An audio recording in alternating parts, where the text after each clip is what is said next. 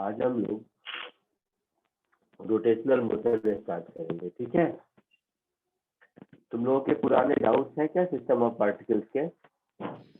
Yes sir. Yes, sir. SCB पूरा किया?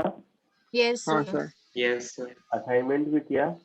Yes, हाँ sir. Sir, Yes, sir. 8 हो गए सर। ऑल 8 हो गए? Sorry sir. ऑल 8 असाइनमेंट्स हो गए हैं? Yes sir. ठीक है, ठीक है। मैं इसके डाउट्स ना प्रोबेबली नेक्स्ट लेक्चर में या किसी दिन मुझे बोल देना, डिस्कस कर लेंगे। थोड़ी सर्दी बहुत है, बहुत ज्यादा चिल्लाऊंगा नहीं, इसके लिए आज नया चैप्टर शुरू कर देता हूँ, ठीक है। Okay, sir. Okay sir. चलो तो हाँ, सबसे पहला सिंपल सा कॉन्सेप्ट, रिजिड बॉडी का नाम सुने हो? हाँ sir. हर जगह क्वेश्चन में लिखा रहता है रिजिड बॉडी, रिजिड बॉडी। क्या मतलब होता है इसका?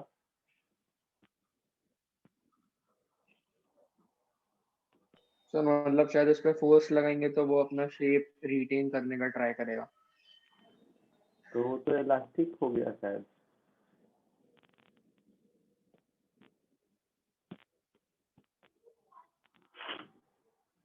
ठीक है, ये पता सबको है, जस्ट वो फिजिक्स के लैंग्वेज में तुम लोग बोल नहीं पा रहे हो और कुछ नहीं। रिजिड बॉडी का मतलब है कि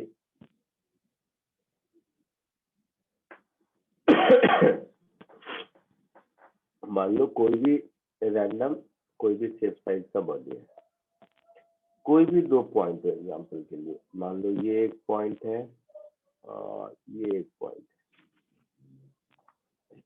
इसकी वेलोसिटी कहीं कुछ भी ऐसा v1 है मान लो, इसकी वेलोसिटी कहीं भी जिधर मन करे, मान लो इधर v2 है, ऐसा इन दोनों पॉइंट की वेलोसिटी। तो ये जो इन दोनों का लाइन ज्वाइनिंग है, इसमें ये v2 वर्टिकल दिख रहा है, तो थोड़ा इसको वर्टिकल नहीं ठीक कर देते हैं, थोड़ा बहुत टेढ़ा कर देते हैं, ऐसा है मान लो। ये अल्फा एंगल बनाता है मान लो, ये बीटा एंगल बनाता है। तो कोई भी रिजिड बॉडी अगर होगा, कॉमन सेंस है, तो उसका मोशन जैसा मन वैसा करवा लो, ट्रांसलेट करे, रोटेट करे, दोनों करे, कुछ भी करे। बट जब हम रिजिड बॉडी बोलते हैं तो इसका मतलब है कि उसका शेप साइज इंटैक्ट है। Yes sir. Yes, तो sir. हर दो पॉइंट के बीच का रिलेटिव सेपरेशन तो चेंज नहीं होना चाहिए ना। नहीं सर। Yes, sir. बाकी कंपोनेंट जो भी हो, v1 का ये वाला कंपोनेंट v1 cos अल्फा और v2 का ये वाला component v2 cos beta, line joining these two particle, ये दोनों तो सेम होना ही चाहिए, है ना। Yes sir. तो मैथमेटिकली रिजिड बॉडी को मैं ऐसा भी कह सकता हूँ, position of A relative to B का मैग्नीट्यूड कांस्टेंट है। एक तो ये तरीका हुआ कहने का, Yes, sir. या दूसरा तरीका ये हुआ कहने का कि velocity of A relative to B along line joining AB 0 है। Yes, sir.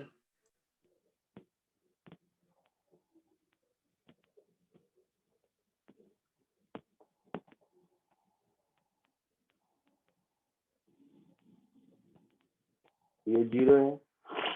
या इसी को कहने का एक दूसरा तरीका जो आपको यहाँ पे दिख रहा है कि वेलोसिटी ऑफ ए का cos अल्फा कंपोनेंट और वेलोसिटी ऑफ बी का cos बीटा कंपोनेंट इक्वल होगा, चाहे कैसा भी मोशन हो इसका, इसको हम लोग रिजिड बॉडी कहेंगे। Yes sir. ठीक है, कॉमन सेंस है ये।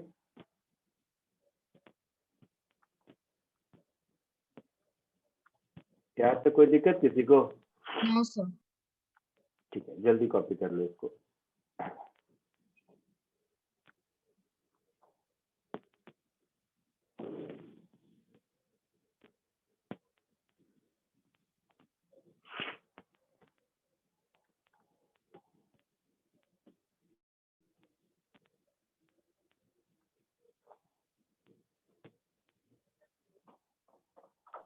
सर वो गामा ए बी का मतलब क्या है?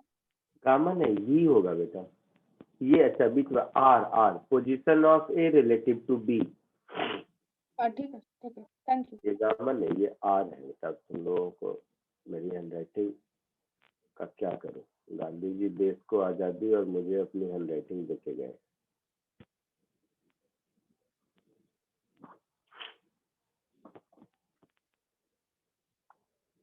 हो गया सर। हो गया? नहीं सर, 2 मिनट। 1 मिनट sir, 1 minute.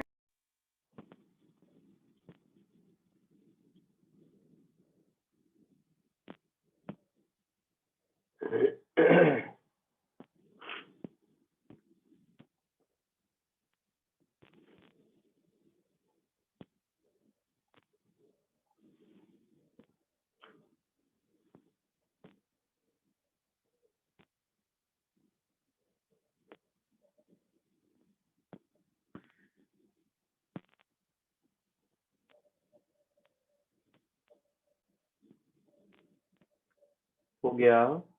Yes sir.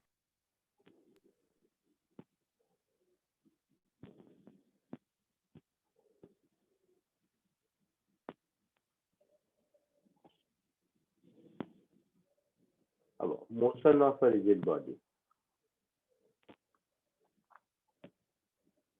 Rigid body move कैसे करता है, तो क्या क्या पॉसिबिलिटी है? एक जो अभी तक पढ़ते आ रहे हो, ट्रांसलेशनल मोशन, है ना? Yes, ट्रांसलेशन में क्या होता है?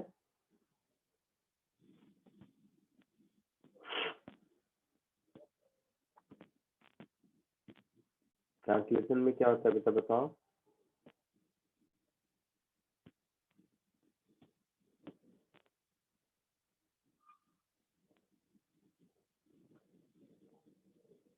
बोल तो सही।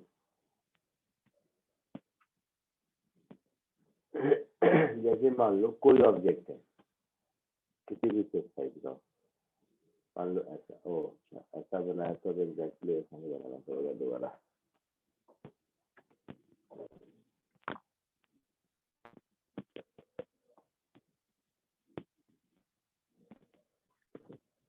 जैसे ये ऑब्जेक्ट है मान लो, ट्रांसलेशन का मतलब है कि पॉइंट ए यहाँ है, तो ये जब मूव कर रहा है तो वही ए डैश यहाँ होगा। जस्ट एग्जांपल ले रहा हूँ, एक ही लाइन में नहीं, कहीं भी हो, पॉइंट बी है तो बी भी यहाँ आ जाएगा। मतलब कोई भी पॉइंट, मैं सिर्फ 2 ले रहा हूँ, तो पॉइंट ए की वेलोसिटी हो या पॉइंट बी की वेलोसिटी हो या किसी की भी वेलोसिटी हो, सारी वेलोसिटी सेम होगी yes sir. In terms of both magnitude and direction.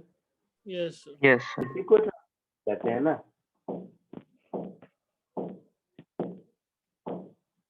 देखो इस चैप्टर से पहले तक, इस नहीं मतलब सेंटर ऑफ मास चैप्टर से पहले तक हम लोग पॉइंट मास का डायनामिक्स पढ़ रहे थे। जितने भी लॉ ऑफ मोशन या कुछ भी हमने लगाया, उन सब में पॉइंट के शेप साइज से मुझे मतलब नहीं था।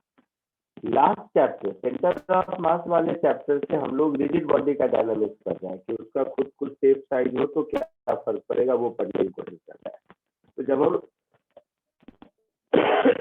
पॉइंट को डील कर रहे थे तो उस समय पॉइंट मास को डील कर रहे थे, तो उस समय ये जानने की जरूरत नहीं थी कि इंडिविजुअल पार्टिकल की वेलोसिटी का क्या हो रहा है क्या नहीं हो रहा है। तो इन जनरल हम ये कह सकते हैं कि वेलोसिटी ऑफ पॉइंट ए हो या वेलोसिटी ऑफ पॉइंट बी हो या वेलोसिटी ऑफ एनी पॉइंट हो, ये सब VCM के बराबर होगा। Yes sir. Yes sir. ये ट्रांसलेशन है। अच्छा, कॉमन सेंस है, इसका डेफिनेशन लिखने की जरूरत नहीं है। अब एक बार सोचो, अगर मैं kinetic energy of translating body देखूं तो वो मैं लिखूंगा हाफ ma/va²। इस तरह के इनफाइनाइट पॉइंट होंगे रिजिड बॉडी में, सबका vb², so on so forth, ऐसा। और VA VB सब इक्वल है, तो ये हो जाएगा half MA plus MB plus MC so on so fourth, और यही VCM भी है PCM यस सर। है ना। तो ये हो जाएगा VCM का स्क्वायर, ऐसा लिख सकते हैं? नहीं, ऐसा नहीं लिख सकते, V स्क्वायर, हाँ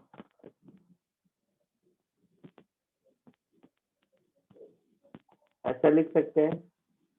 यस यस तो इसको हम ऐसा लिख सकते हैं, half into total mass of the system into velocity of centre of mass का स्क्वायर। ये किसी भी रिजिड बॉडी की काइनेटिक एनर्जी होती है अगर वो ट्रांसलेशन में है तो। कॉमन सेंस है यहाँ तक? यस यस लिखना बाद में। वर्क पावर एनर्जी चैप्टर में कॉन्फ़िगरेशन के हिसाब से ग्रेविटेशनल पोटेंशियल एनर्जी निकालना सीख चुके हो, उसमें सेंटर ऑफ मास का कोई लेना देना नहीं है। Yes sir. अगर ऑब्जेक्ट रोटेशन में है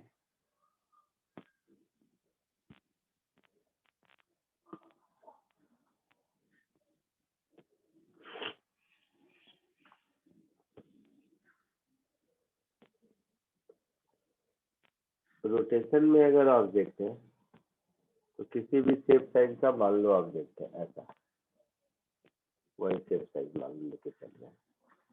इसमें ये कोई मेरा मान लो एक्सिस ऑफ रोटेशन है, इस एक्सिस के अबाउट ऑब्जेक्ट रोटेट किए जा रहा है, तो इसके हर पॉइंट क्या होंगे?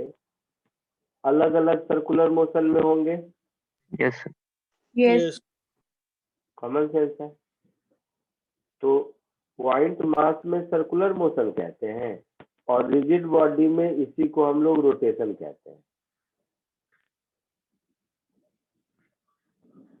कॉमन सेंस से देखो, अगर हमारा रिजिड बॉडी, मैं जस्ट कुछ पॉइंट ABC को लिख दिया अगर,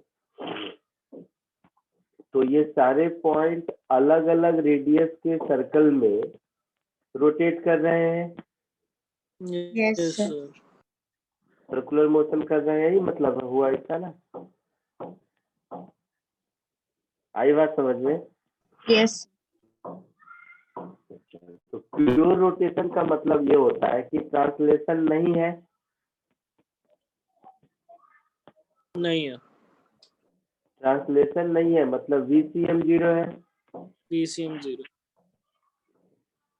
अब VCM अगर 0 है तो VCM तभी 0 हो सकता है जब ये जितने body at any point of time, इस सबके सर्कुलर मोशन का एंगुलर स्पीड तो वही होगा ना। जितनी देर में ये वाला पॉइंट एक चक्कर लगा के यहाँ आया, उतने में ही सारे पॉइंट एक एक चक्कर लगाएंगे अलग अलग रेडियस में। यस तो सर ओमेगा Yes, से तो ओमेगा तो कांस्टेंट रहेगा। यस यस अलग होगा यस अरे वेलोसिटी अलग होगी हाँ, वेलोसिटी अलग होगा। तो इस केस में अगर मैं काइनेटिक एनर्जी लिखूं तो half MA VA square plus half MB VB square, कुछ ऐसा ऐसा कुछ होगा। यस सर सर्कुलर मोशन में हम लोग पढ़ चुके हैं V is R omega, yes है ना। तो यस इसको RA इंटू ओमेगा का square plus half mass of B into RB into omega का स्क्वायर, ऐसा कुछ होगा। Yes yes omega square common इस सब में half M omega square common आएगा, sorry half omega square common आएगा, हाफ M सेम नहीं और ये टर्म कुछ ऐसा हो जाएगा summation of MI into RI का स्क्वायर, ऐसा कुछ हो जाएगा। यस यस सर तो ये काइनेटिक एनर्जी हुई, इसको हम लोग कहते हैं रोटेशनल काइनेटिक एनर्जी। तो काइनेटिक एनर्जी दो टाइप की हो गई, एक काइनेटिक एनर्जी जो अभी तक आप लोग पढ़ते आ रहे हैं वो by default translational kinetic energy है। ठीक है, पूरा नाम हम लोग काइनेटिक एनर्जी ही बोलते हैं, बट जब दो मोशन अब एक साथ देख रहे हैं तो more precisely this is translational kinetic energy. और ये वाला जो टर्म है ये टर्म कहलाएगा रोटेशनल काइनेटिक एनर्जी। और इस रोटेशनल काइनेटिक एनर्जी में ये वाला जो टर्म है इसको हम लोग कहते हैं मोमेंट ऑफ इनर्शिया। क्या होता है, कैसे होता है, ध्यान से देखेंगे थोड़ी देर में। इसको हम लोग कहते हैं मोमेंट ऑफ इनर्शिया। ठीक है, yes third type of motion हो सकता है जिसको combined rotational and translational motion. Rotation plus translation. तो ऐसा भी हो सकता है कि ऑब्जेक्ट रोटेट भी कर रहा है और ऑब्जेक्ट ट्रांसलेट भी कर रहा है ना। Yes. Yes, sir. Combined rotational plus translational motion.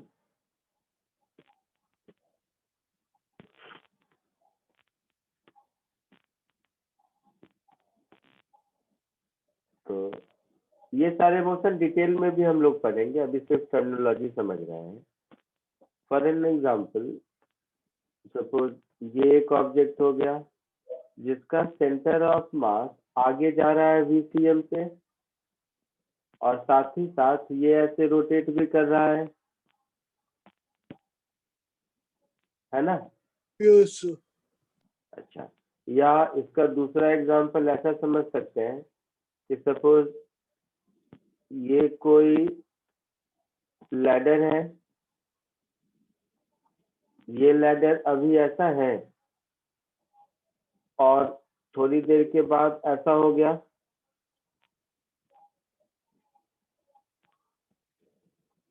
है ना। तो आप देखोगे तो ये रोटेट भी किया अपनी जगह से और इसका सेंटर ऑफ मास अपनी जगह से ट्रांसलेट भी किया, यस Yes, sir. है ना। तो ये एग्जांपल हुआ कंबाइंड रोटेशनल ट्रांसलेशनल मोशन का। तो इसमें भी सेम डायनामिक्स कर सकते हैं, बस अब सबको अलग अलग क्यों लिखूं। तो इस केस में जब काइनेटिक एनर्जी करोगे तो ऐसा आएगा हाफ mVCM का square plus half omega square into वही वाला term summation MI into RI का स्क्वायर, ऐसा कुछ। तो इसको हम लोग बोलेंगे combined rotational and translational motion. यही तीन चीजें हो सकती हैं, है ना। Yes, sir. यस पहले इसको कॉपी कर लो फिर आगे बढ़ते हैं।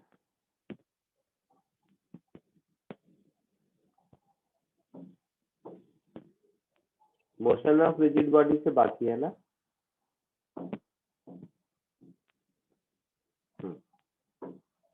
कॉपी कर लीजिए फिर आगे बढ़ते हैं।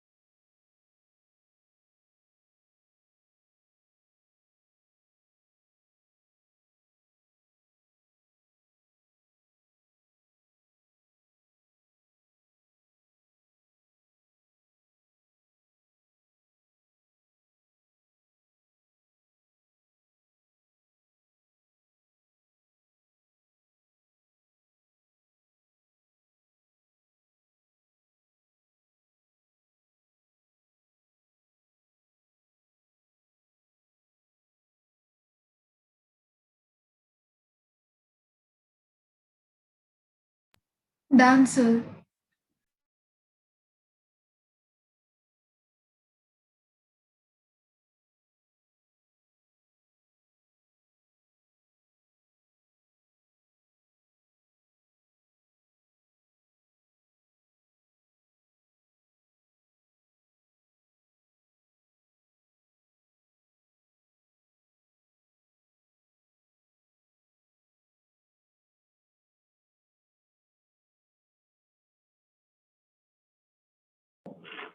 हो गया सबका?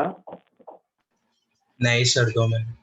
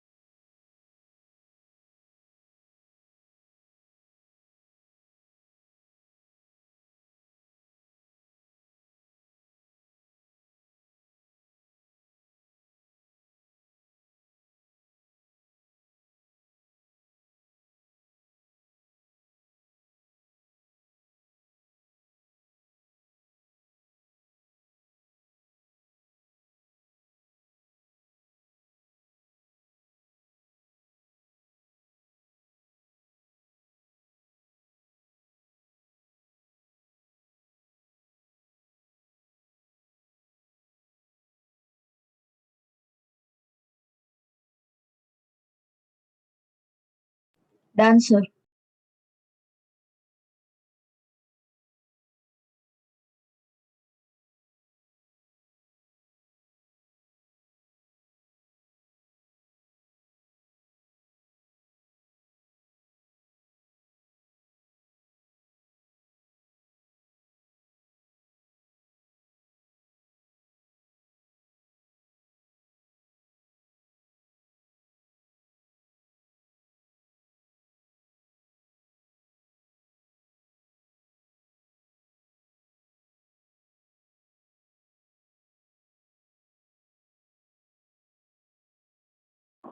हो गया सबका? अब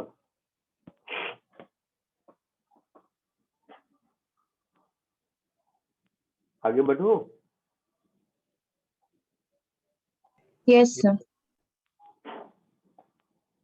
तो जैसा मैंने कहा, ये जो एक टर्म दिखाई दे रहा है इस रोटेशनल मोशन में, जिसको मैंने कहा था कि मोमेंट ऑफ इनर्शिया कहते हैं, तो अगले 2 लेक्चर हम लोग इसी पे कंसंट्रेट करेंगे कि मोमेंट ऑफ इनर्शिया होता क्या है। ठीक है?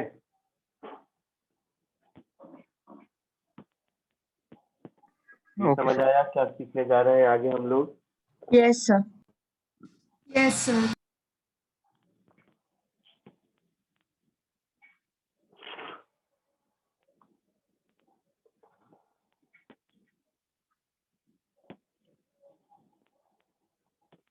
तो अभी ऊपर जो हम लोगों ने छोटा सा एक्सरसाइज किया, रोटेशनल मोशन, बहुत सारे बुक वहां से नहीं सीधे मोमेंट ऑफ इनर्शिया से स्टार्ट करते हैं, लेकिन ये 10 मिनट के एक्सरसाइज से 2-3 चीजें क्लियर हो गई एटलीस्ट, कि मोमेंट ऑफ इनर्शिया है क्या। तो पहली बात क्लियर हो गई कि जो मास है उसी के जैसा कुछ है, analogous of mass in rotational motion, ऐसा बोल सकते हैं। Yes, sir.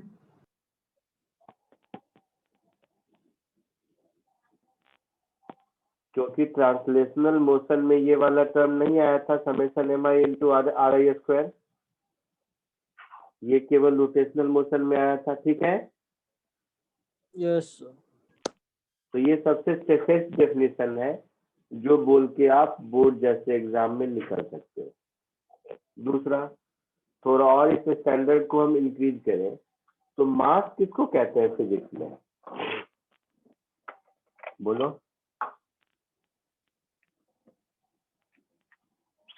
या न्यूटन फर्स्ट लॉ क्या है?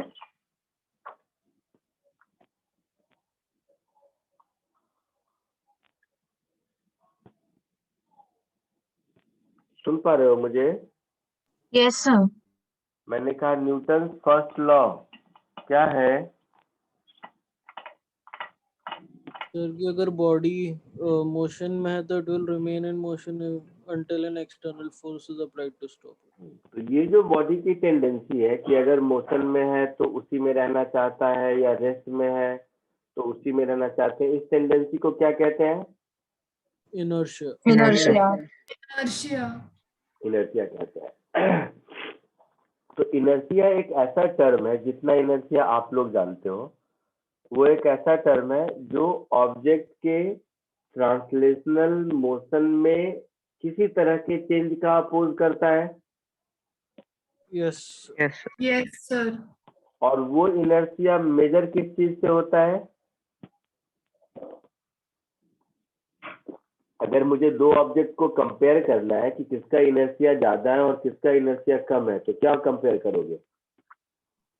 बॉडी से मास। मास मास को। तो बॉडी का मास उसके ट्रांसलेशनल इनर्शिया का मेजर है। Yes. यस ठीक वैसे ही ऑब्जेक्ट के रोटेशनल इनर्शिया का जो मेजर है उसको हम लोग मोमेंट ऑफ इनर्शिया कहते हैं। ये बात समझ आई? Yes, sir. Yes, sir. इससे एक स्टेप आगे जाए तो हम लोग कह सकते हैं कि it is a measure of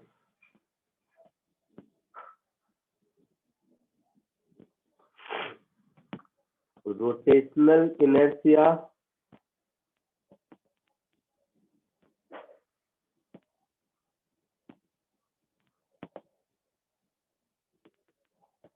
है ना? Yes Yes, sir. अब मास के साथ क्या था कि मास तो कांस्टेंट है किसी ऑब्जेक्ट का, लेकिन ये रोटेशनल इनर्शिया इस बात पर भी डिपेंड करेगा कि एक्सिस ऑफ रोटेशन कौन सा है।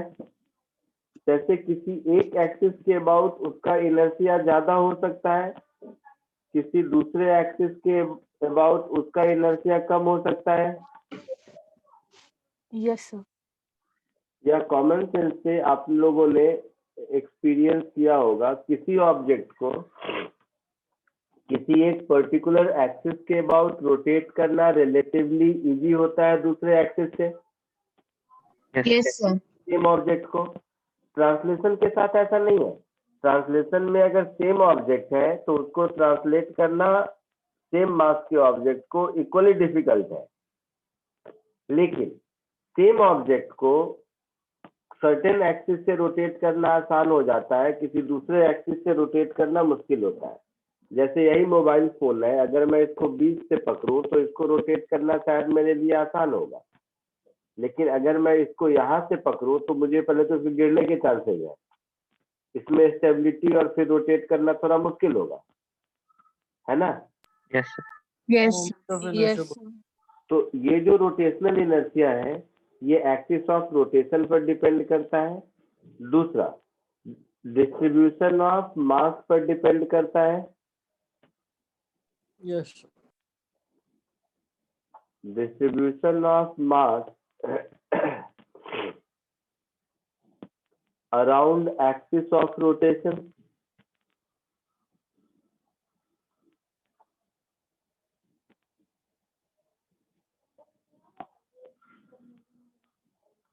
यहाँ तक कोई दिक्कत? No, sir. नहीं सर। नया कुछ नहीं बता रहा हूँ। तीसरा, अभी जो ऊपर में थोड़ा एक्सरसाइज किया वहां से इसका मैथमेटिकल डेफिनेशन तो समझ में आ रहा है कि I is something summation of m i into r i square from I is equal to 1 to I is equal to n। ऐसा ही कुछ इसका मैथमेटिकल डेफिनेशन होगा। ऊपर में यही दिख रहा था। Yes. Yes, sir. मतलब अगर कोई रिजिड बॉडी मान लो ऐसा कुछ भी रैंडम शेप का है, तो शेप वही रखते हैं जहाँ से स्टार्ट किया। अगर हमारा रिजिड बॉडी कोई किसी रैंडम शेप का है,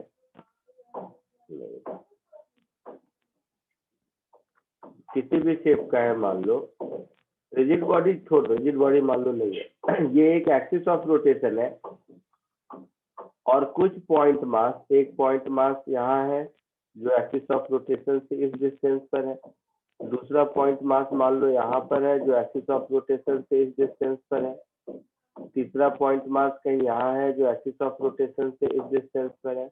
So this is M1, this distance is R1, this is M2, this distance is R2, this is M3, this distance is R3। ऐसा कुछ है ना? तो ये उसके मोमेंट ऑफ इनर्शिया का मैथमेटिकल फॉर्मूला हो गया। क्लियर है? Yes, sir. Yes, sir. Book के साथ क्या है कि बुक यहीं से स्टार्ट होता है, मोमेंट ऑफ इनर्शिया के इसी डेफिनेशन से स्टार्ट होता है। लेकिन हाँ, ये डेफिनेशन डाइजेस्ट करके आगे बढ़ने से भी काम चलता है, लेकिन थोड़ा सा फंडामेंटल समझे रहो कि क्यों है, कहाँ है, कैसे है, शायद आपको थोड़ा ज्यादा आसानी है। तो ये मोमेंट ऑफ इनर्शिया का मैथमेटिकल डेफिनेशन हुआ। बस ये डेफिनेशन पॉइंट मास सिस्टम के लिए है।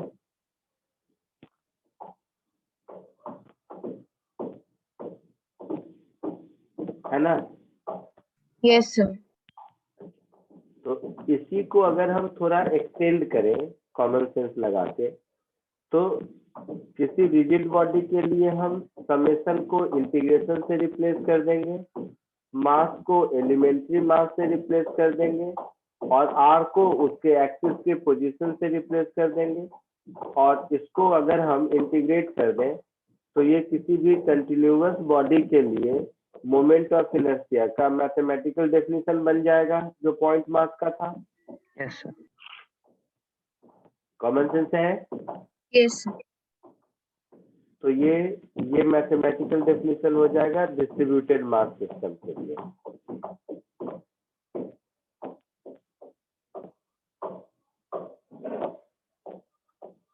कोई डाउट किसी को? No, sir. Yes, sir. No, sir.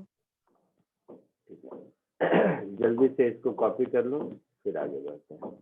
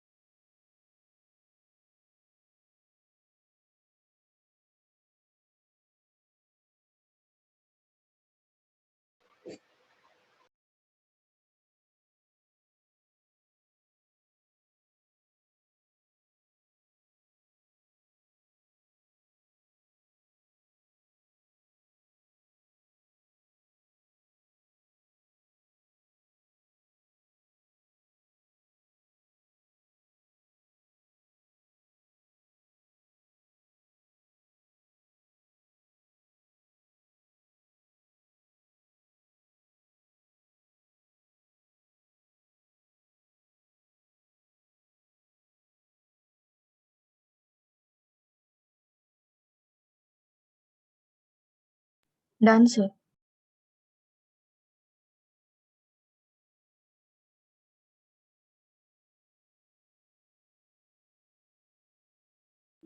हो गया सबका? यस सर हो गया। आगे बढ़ो। Yes, sir. देखो, अब जरा इस बेसिक को समझने के लिए छोटा सा एक क्वेश्चन कीजिए, पॉइंट मार्क क्वेश्चन का।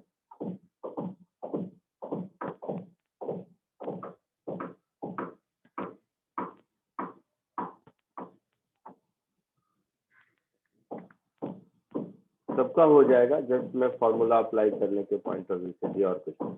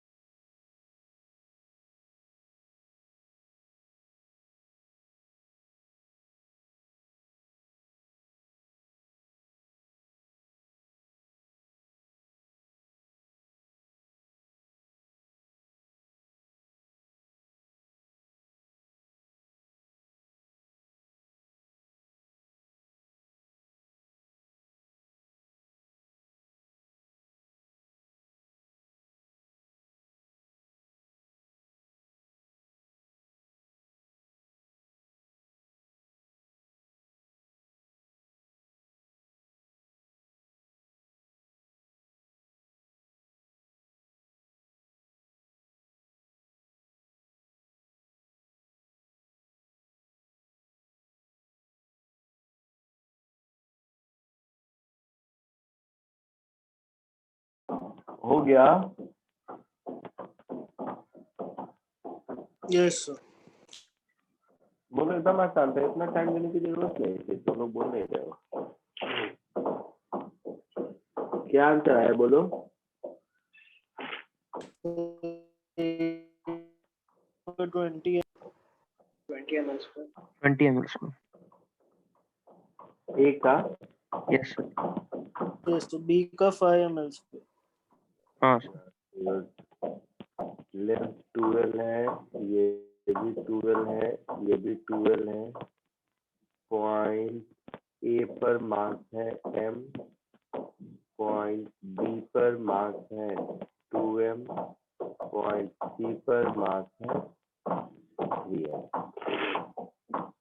Axis passing through point A and perpendicular to the plane, मतलब एक्सिस ऑफ रोटेशन हमारा ऐसा है। Yes, sir. इस केस में मोमेंट ऑफ इनर्शिया क्या हो जाएगा? 2m इंटू 12 का स्क्वायर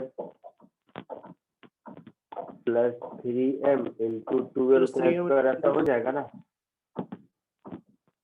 2 2 जा 4 2 जा 8 और 2 2 जा 4 3 जा 12 प्लस 8 20 ml स्क्वायर। यही आंसर बोला था आप लोगों ने। Yes. Yes, sir. B part में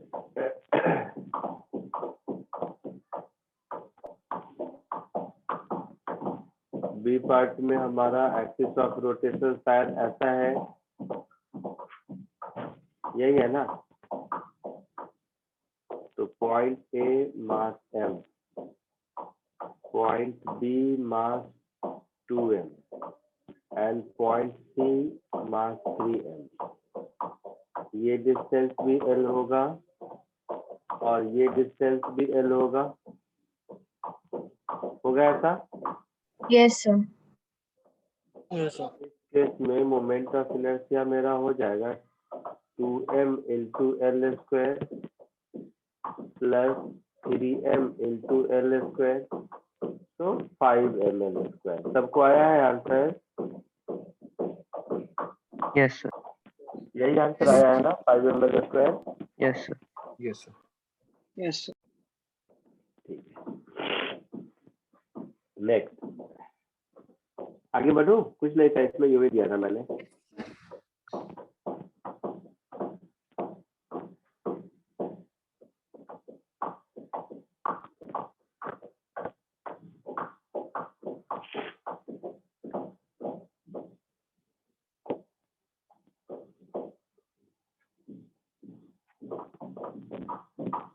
अब जरा यूनिफॉर्म रॉड को देखो।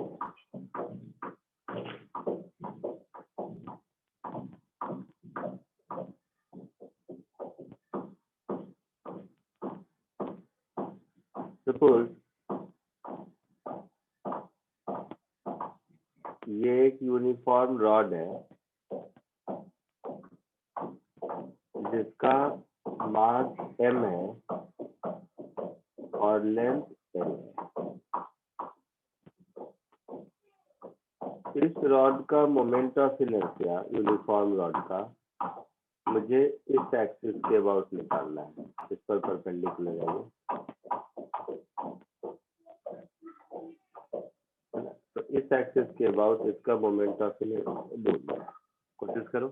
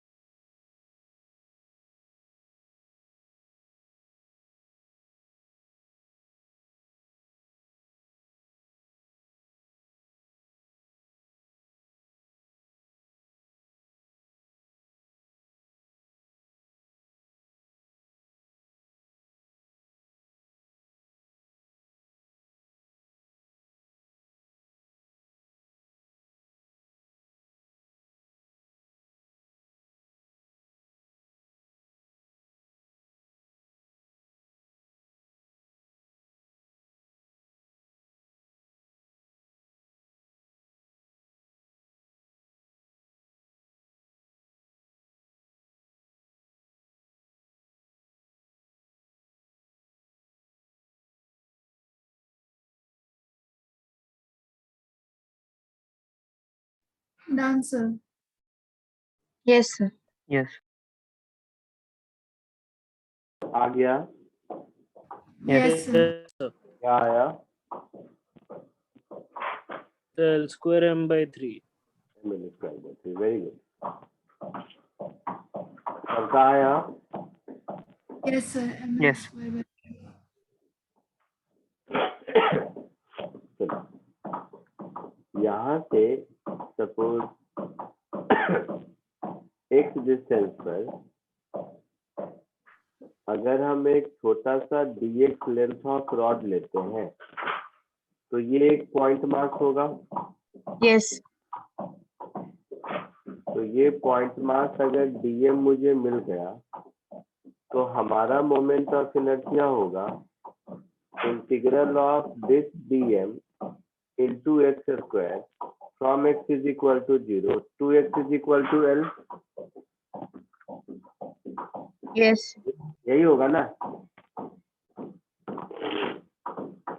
नाउ टोटल मास m है, लेंथ L है, तो मास पर यूनिट लेंथ को हम m by L लिखेंगे और dm को हम लिखेंगे मास पर unit length into length dx, that is m by L into dx। ये dm हो गया। Yes, sir. इस dm को हम यहाँ सब्स्टिट्यूट कर देते हैं तो ये मेरा हो गया integral of m upon L into x square dx from x is equal to 0 to x is equal to L।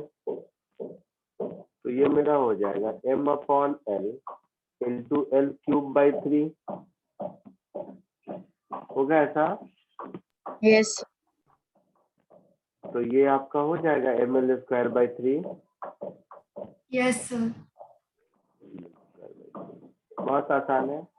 बस आपको ये वाला एज अ फॉर्मूला याद रखना होगा कि किसी भी यूनिफॉर्म रॉड का मोमेंट ऑफ इनर्शिया उसके एंड पॉइंट के अबाउट परपेंडिकुलर एक्सिस अगर है तो ml स्क्वायर बाई 3 होता है।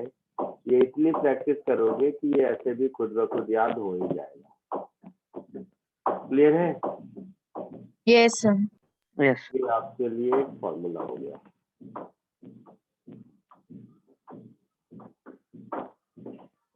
जल्दी से जरा कॉपी कर लो, फिर आगे बढ़ते हैं। या अगर हो गया सबका तो आगे बढ़ता हूँ। Yes, sir. हो गया। Yes, sir. हो गया।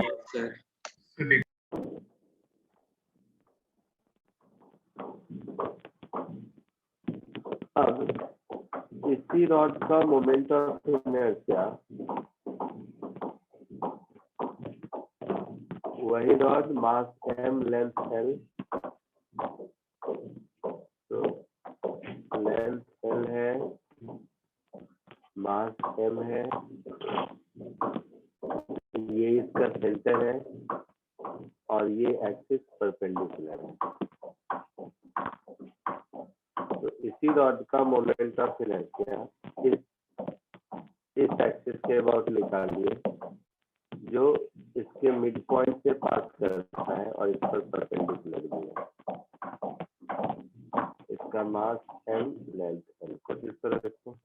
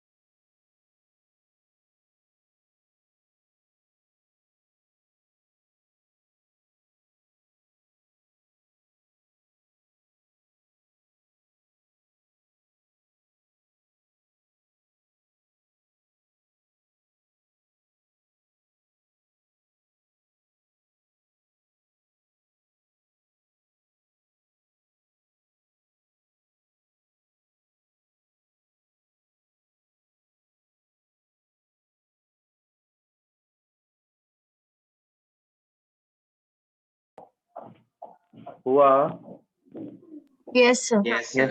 सर Yes, हो sir. गया आया ml square by 12. ml square by 20. ml square by 12. Very good.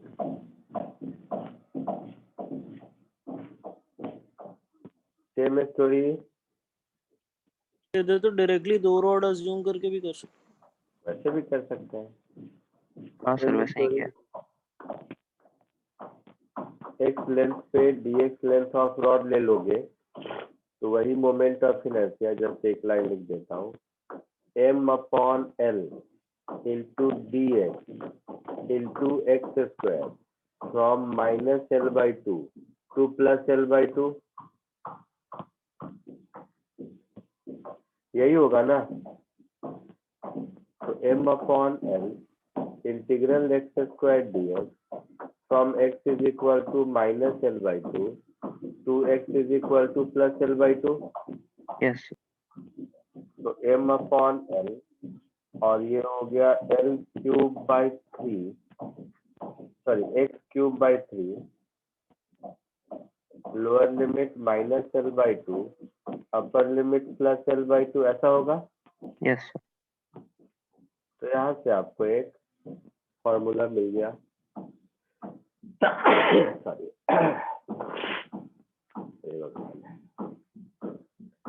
तो यहाँ से आपको एक फॉर्मूला मिल गया कि इसका मोमेंट ऑफ इनर्शिया I हो जाएगा 1/12 ml स्क्वायर। ठीक है, इसको भी आप एज अ फॉर्मूला याद रख सकते हैं। ठीक है, Yes, sir. दूसरा तरीका अल्टरनेटिवली ऐसे भी कर सकते हो, अगर इंटीग्रेशन नहीं करने की इच्छा है तो।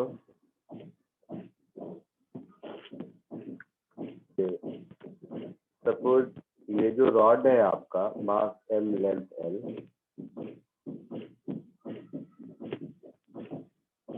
इस रॉड को आप ये कह सकते हो कि m/2 मास और l/2 लेंथ का एक रॉड है, और दूसरा m/2 मास और l/2 लेंथ का दूसरा रॉड है, और दोनों के एंड पॉइंट के अबाउट मुझे मोमेंट ऑफ इनर्शिया निकालना है, यही मतलब है। तो दोनों को हम ऐड कर देंगे तो ऐसा लिख सकते हैं, ट्वाइस ऑफ m/2 l/2 का स्क्वायर अपॉन 3, क्योंकि किसी यूनिफॉर्म रॉड के एंड पॉइंट का मोमेंट ऑफ इनर्शिया ml²/3 होता है, एंड पॉइंट के बाद देखा था। Yes, sir. तो यहाँ से भी आपको वही मिलेगा, ml²/12। आया समझ में? यस सर हाँ, sir. भी सोच सकते हैं। आगे बढ़ो। Yes, sir. Yes sir done next एक और देखो।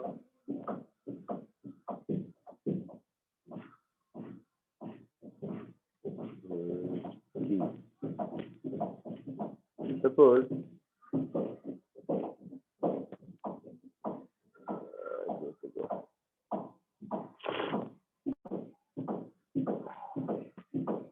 यही रॉड है बस ये रॉड अब ऐसा है।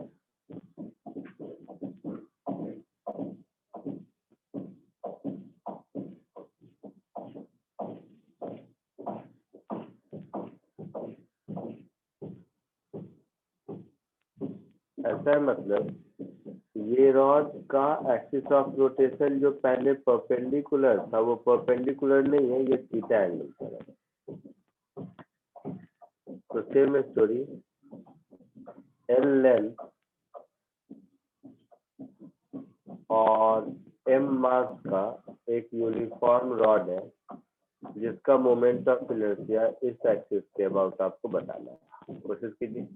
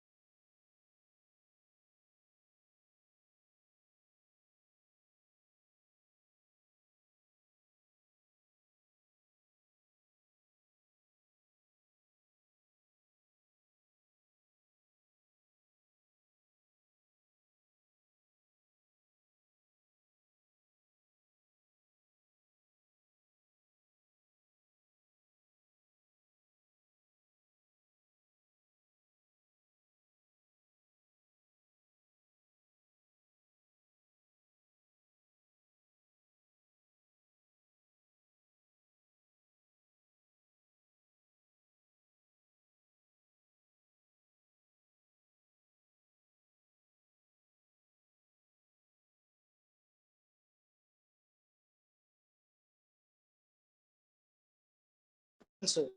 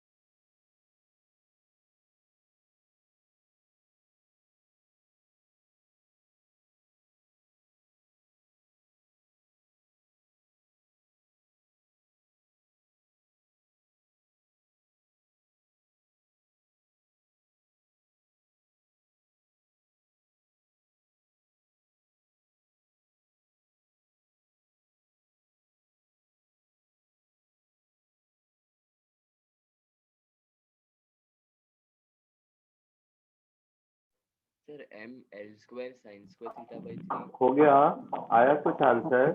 Yes, Sir, sir. Yes, ml sir. square Yes, sir. sin square theta by 3. Yes, sir. Yes. Yes. तो ये कुछ ऐसा होगा, सिमिलरली जैसा पहले किया था वैसे ही, अगर यहाँ से x डिस्टेंस पर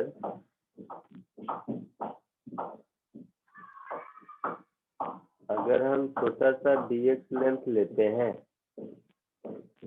तो ये वाला point mark x sine theta के सर्कल में घूमेगा, Yes. Yes, x sir. Sine theta radius के सर्कल में घूमेगा ना, तो इसका moment of inertia di is dm into x sine theta का स्क्वायर, ऐसा होगा। तो टोटल मोमेंट ऑफ इनर्शिया हमारा हो जाएगा integral of m upon l x square dx into sine square theta from 0 to l। Yes, sir.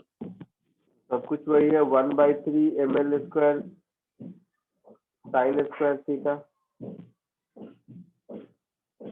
Common sense से बताओ, यही अगर मिड पॉइंट से पास करता तो क्या आंसर होता?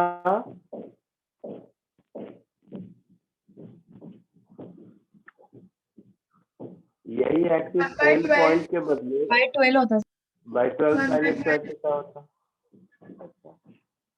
अब मिड पॉइंट एंड पॉइंट तो हमने देख लिया। ये तीन ABC, ये तीन एक्सरसाइज करने के बाद, तीन डेरिवेशन करने के बाद अब ये कॉन्फिडेंस आ रहा है कि स्ट्रेट रॉड में कोई भी एक्सिस ऑफ रोटेशन हो हम सॉल्व कर लेंगे। Yes, sir. Yes. ठीक है, प्रोवाइडेड Yes, कि sir. यूनिफॉर्म होना चाहिए। Yes, sir. तो ये यूनिफॉर्म रॉड में कोई दिक्कत नहीं।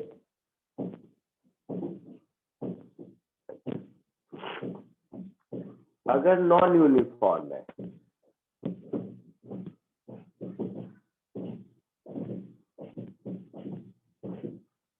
तो अगर नॉन यूनिफॉर्म रॉड है तो कोई सिंगल फॉर्मूला होगा ऐसा नहीं है, मास पर यूनिट लेंथ जो कांस्टेंट ऊपर आ रहा था वो ऊपर कांस्टेंट नहीं, क्वेश्चन में जैसा दिया होगा उसके हिसाब से होगा।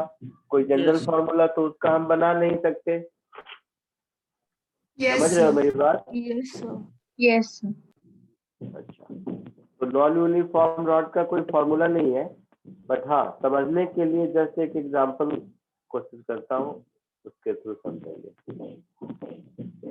तो एक क्वेश्चन, ये समझने के लिए क्वेश्चन लिखता हूँ।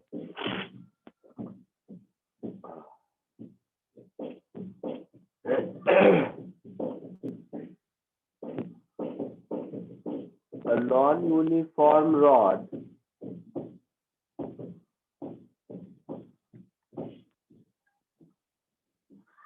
whose linear mass density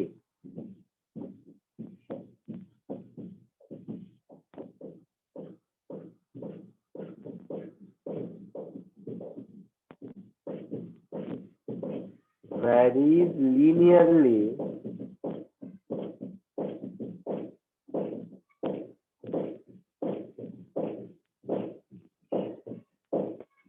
from zero at end A to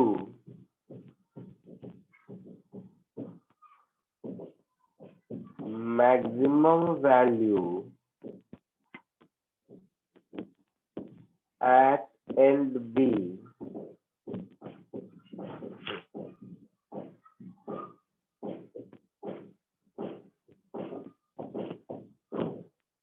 as, अब लिखिए, लिखने की जरूरत वैसे थी नहीं, lambda is equal to lambda naught into x, then find moment of inertia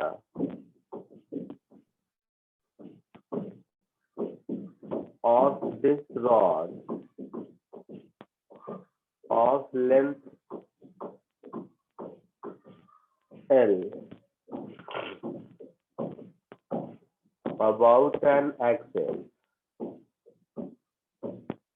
इस एक ही क्वेश्चन से बहुत सारा पर्पस सॉल्व हो जाएगा, ऐसे जो मन में आ रहा है ध्यान आ गया। Passing through its center of mass and perpendicular to it। Question समझ में आया? Yes, sir. पक्का सबको समझ आया? Yes, sir. समझो। Yes, sir. कोशिश कीजिए सॉल्व करने का।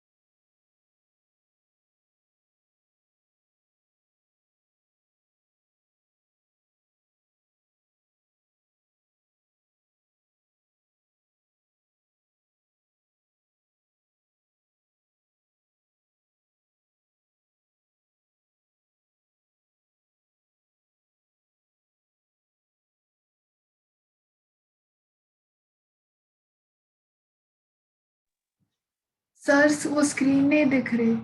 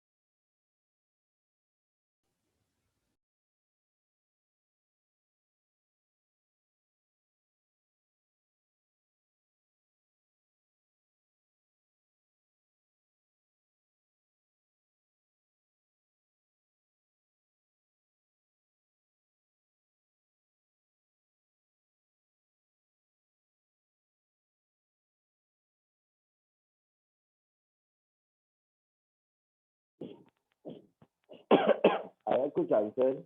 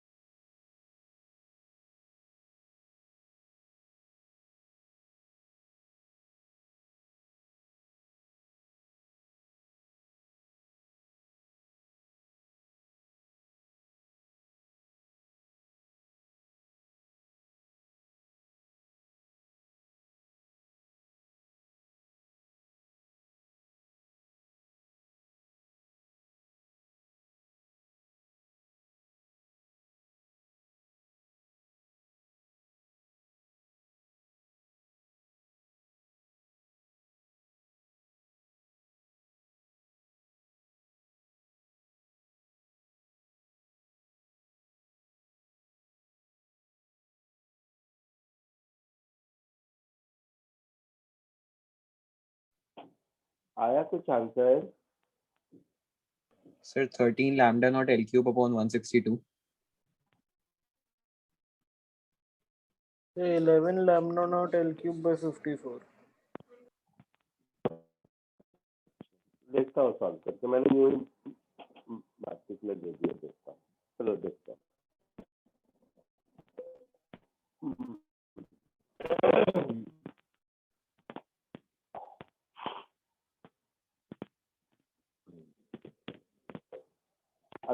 सा याद हो तो इस तरह के सर आपकी आवाज क्लियरली नहीं आ रही।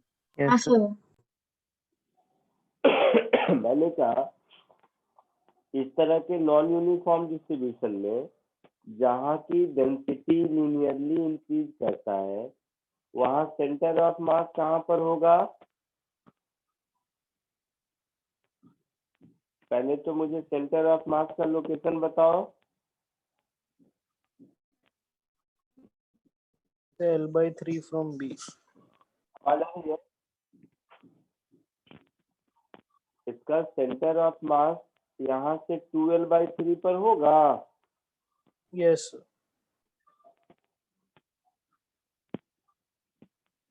सब लोग बोलो, ये बताने की जरूरत है या सबको आता है? No, उसे बताने की जरूरत नहीं। आगे तो इस एक्सिस के अबाउट मोमेंट ऑफ इनर्शिया मुझे निकालना है। अगर मैं यहाँ से x डिस्टेंस पर अगर dx लेंथ लेता हूँ तो इसका जो dm लिखूंगा वो कुछ ऐसा होगा, lambda naught into 2L/3 plus x into dx, ऐसा होगा क्योंकि एंड ए से इसका डिस्टेंस 2L/3 प्लस x हो जाएगा। Yes sir. तो इसका moment of inertia di is dm into x square।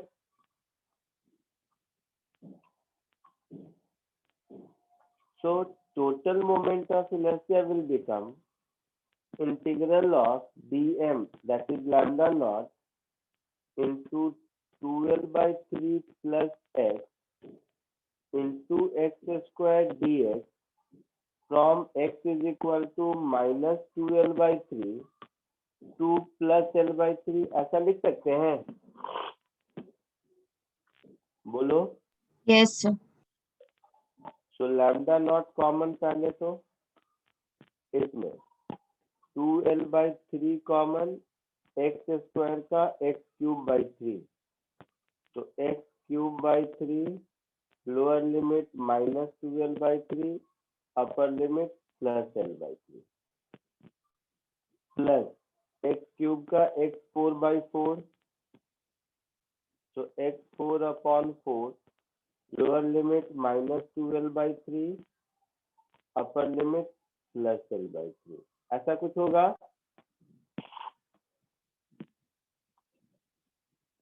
तो लैम्डा नॉट कॉमन, इसमें ये 3 को ले लो तो 2L/9 हो गया और ये हो जाएगा L³/27 minus minus plus 8L³/27, ऐसा हो जाएगा। Yes sir. Yes, sir. 1/4 बाहर, L4/81 minus 2 to the 4 to the 8 to the 16, तो 16 L4/81 ऐसा हो जाएगा।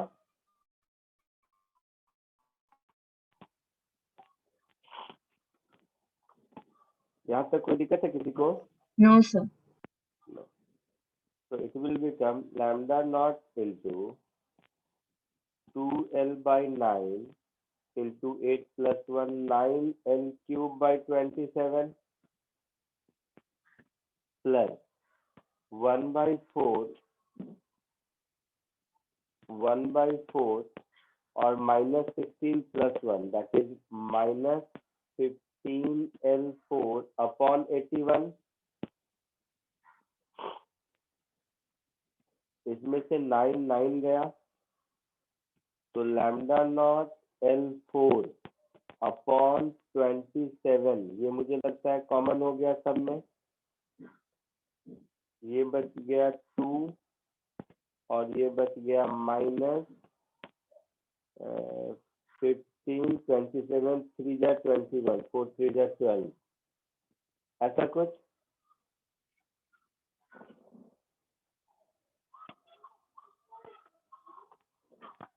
बोलो तो सोच के।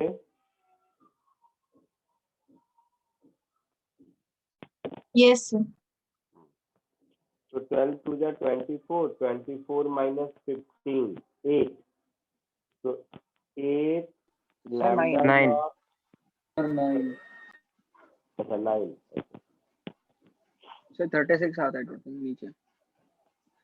तो 12, 24 minus 15, 9, yes.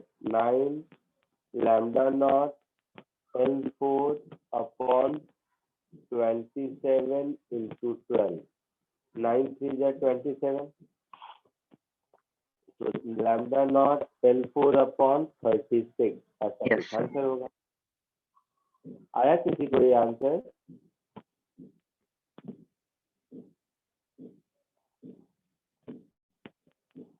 नहीं, ठीक है, कॉपी कर ले।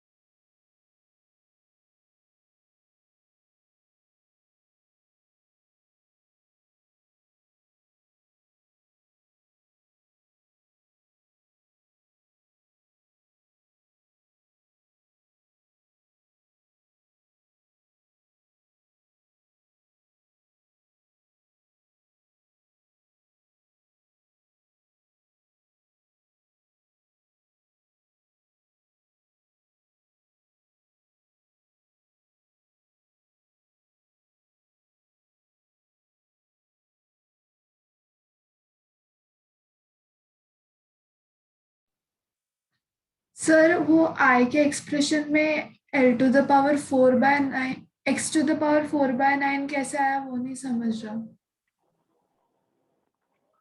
एक्स स्क्वायर इंटू एक्स मिला के एक्स क्यूब होगा, ब्रैकेट के अंदर का सेकेंड टर्म। Yes sir. एक एक्स दिख रहा है और बाहर एक्स स्क्वायर दिख रहा है, तो दोनों मिला के एक्स क्यूब हो गया, और एक्स क्यूब को इंटीग्रेट करेंगे तो एक्स 4/4 होगा। ओके सर, मुझे लगा वो 9 है इसलिए कंफ्यूजन हुआ।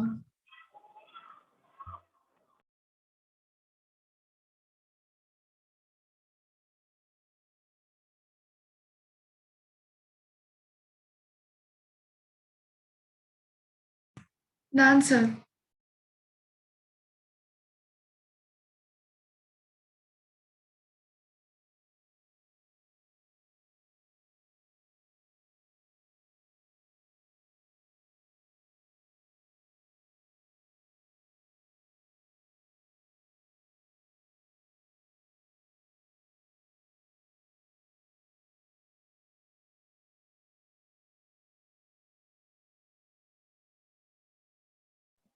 सबका हो गया, आगे बढ़ो।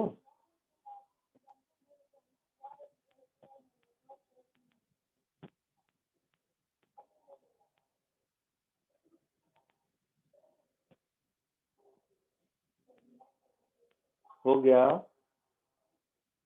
Yes sir.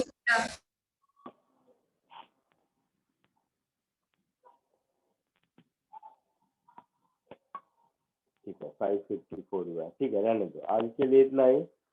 नेक्स्ट लेक्चर में मिलता हूँ। अभी है तुम लोगों में से बहुतों का लेक्चर ना 6:30 से मेरा ही से। Yes. ठीक है, चलो नेक्स्ट लेक्चर में मिलते हैं। आज के लिए इतना ही। Thank you, sir. Thank you, sir. Thank you, Thank sir. you, sir एक मिनट सर। कुछ बोल रहे हो क्या? हाँ सर मॉड्यूल में आंसर की नहीं दिया हुआ है सर। क्या हाँ मॉड्यूल? सर, उसमें आंसर की नहीं है। बुकलेट में आंसर की नहीं है।